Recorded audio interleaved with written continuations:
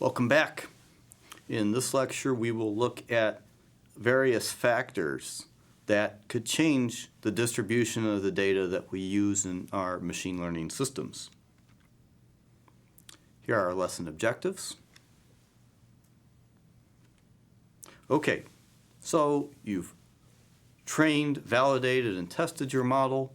What could possibly go wrong? You have a great, new internship or job, and you have this great model. It's gotten great performance results. You've done cross-validation or whatever else, and you're very confident in its performance. But you know what? It can end up going very poorly if you're not careful. So what are some of the things that could go wrong? Well, in other lectures we've talked about bias and fairness, and these things are definitely very important. We have discussed this in a series of other lectures, but these are things that you should test for beyond training, testing, and validation. The next is, once you deploy that model in a real-world system, and if it's consuming data that's coming from somewhere other than the data you use to train, test, and validate the model, you have the potential for what's called concept drift, where that data that you're now ingesting can suddenly look a lot different than the data you used to train the model. The next is someone could even attack your data, and this is called data set poisoning. And they could do this to try to make your model give bad results. And then, even if people can't attack your data, let's say I have my data within the company and I have a very secure pipeline and I'm confident that no one can really attack the data, well, maybe someone can just figure out ways to trick my model and get it to do things that are particularly bad, and this is called an adversarial attack.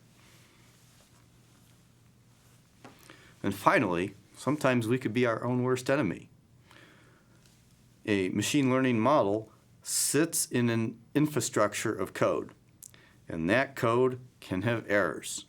And those errors can cause a label to flip and look improper. It can cause features to not be generated right.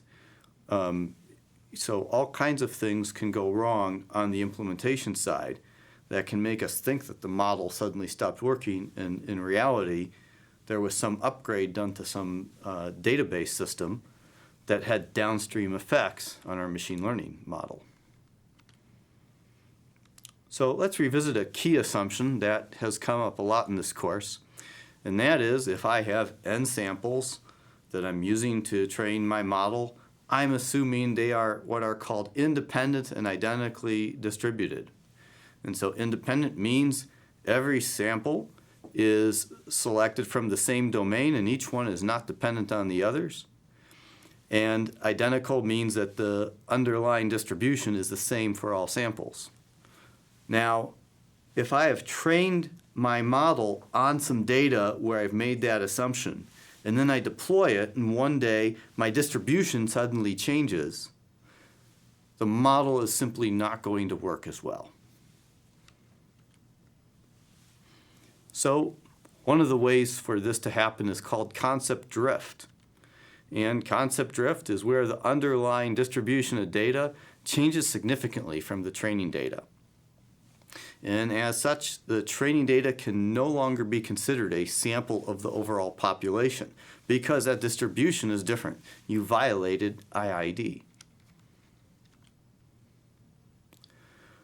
And so, some of you may be taking this course if you're interested in stock trading and think, I'm going to use all my knowledge of, deep learning and linear regression and boosted decision trees and all this good stuff, and I'm going to make a stock picking algorithm. Well, it's very unlikely that this will work over a long period of time, and that is because concept drift is a significant issue in financial markets, and this has led to a lot of failure of applying machine learning methods to predicting the behavior of financial markets because the underlying data distribution changes for a whole wide variety of reasons, whether it be new algorithms doing high-speed trading, new M&A activity, macroeconomic effects, a war, and so on.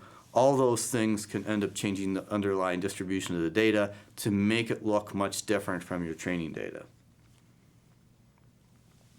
So the key problem with all of this is identifying when a change has actually occurred. So here's a little example. And let's say I'm running my model, and let's say this is like, recall for a certain level of precision, right? And it's going pretty good over a period of time. I'm getting something, between 0.9 and 0.94. And then one day it just drops.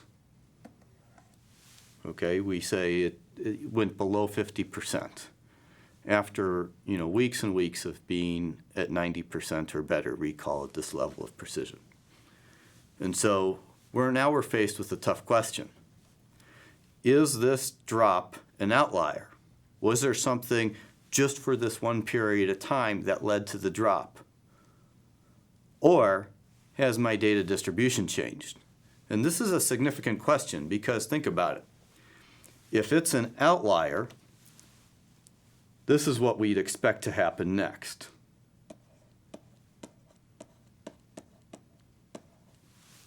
But if it's a change in distribution, this is what we'd expect to happen next.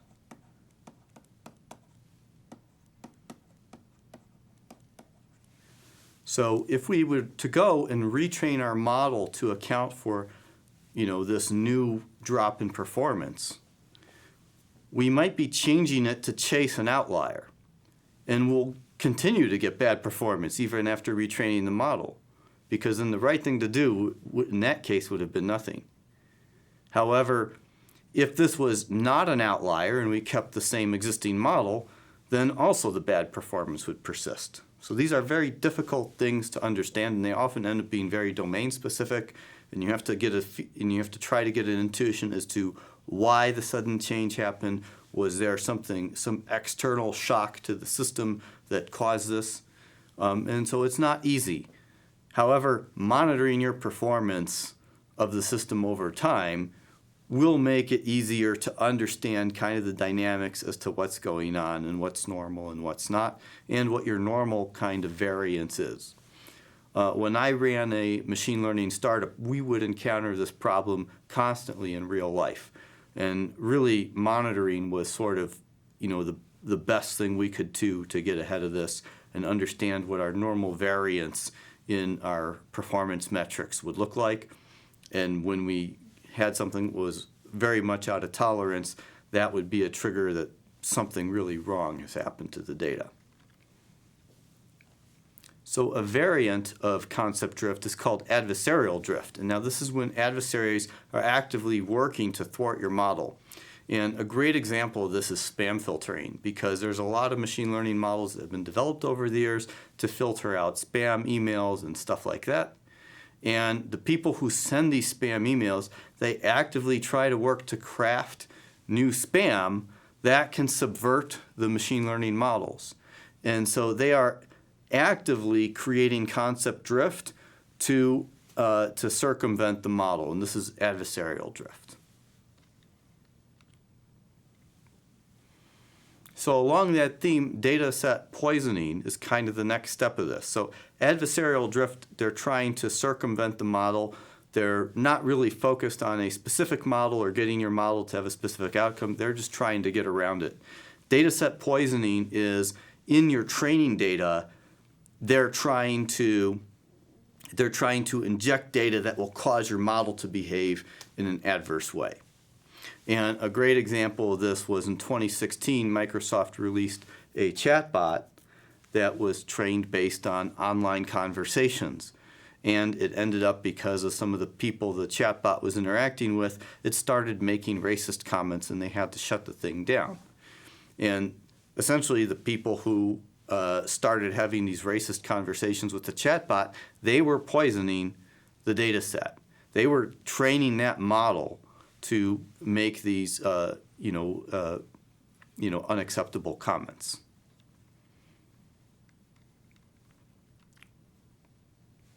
Now, how do you get around this? Well, one way is to do robustness training against dataset poisoning, and that is to create samples that to create samples that add a level of noise to your training data and see what happens at various noise levels. So this is from some of our own research here at ASU, and what we looked at is receiver operator curves and what happened to those curves when we started adding in noisy data that was adversarial in nature. So what you see here is we have a couple different levels where we had in each of the charts we're looking at 5, 10, and 20% of the data being noisy, and what happens to the ROC curve when that is injected in the model. So we see with this first case, in these ones at the top, the noisy data is ingested into both training and testing. So this first case with this first strategy that was domain specific, we actually didn't have too much difference in the ROC curve with that noisy data. In the second case, you see here how the ROC curve, especially at higher rates of true positive, also ends up producing higher numbers of false positives as well. Now we look at the second scenario, again looking at on the left affecting both training and test, and then adding noise only to the test data on the right. Here we had a much more significant drop in performance as the percentage of noisy adversarial data increased.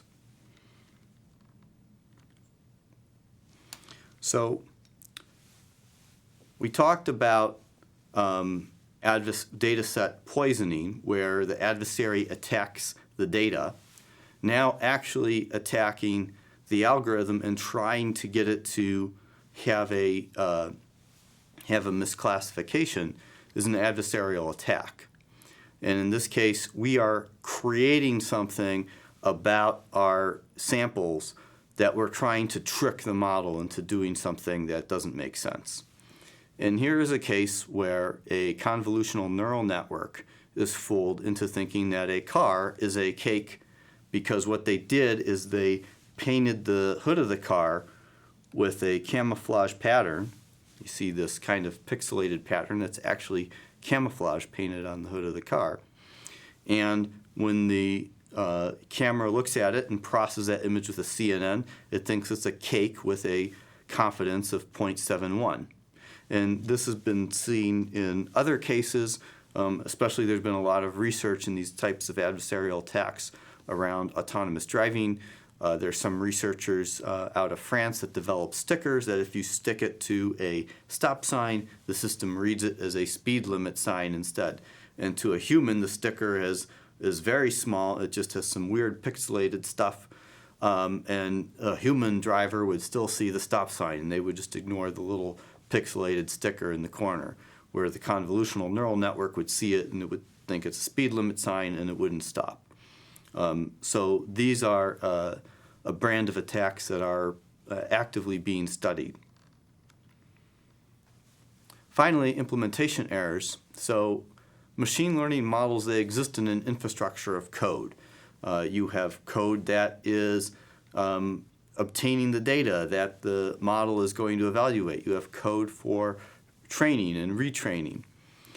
You have code, if you have a feature-based approach, you have code for feature generation. And this is not to mention actually presenting the results to the user. All of these things require code, and code can have errors. And so errors in any step of the process can lead to inaccuracy in the model. So if you have a data pipeline set of tasks and there's errors in that and the data is not being cleaned properly, you're sending garbage data into your model. If you are creating your features improperly, those features are also going to throw off your model.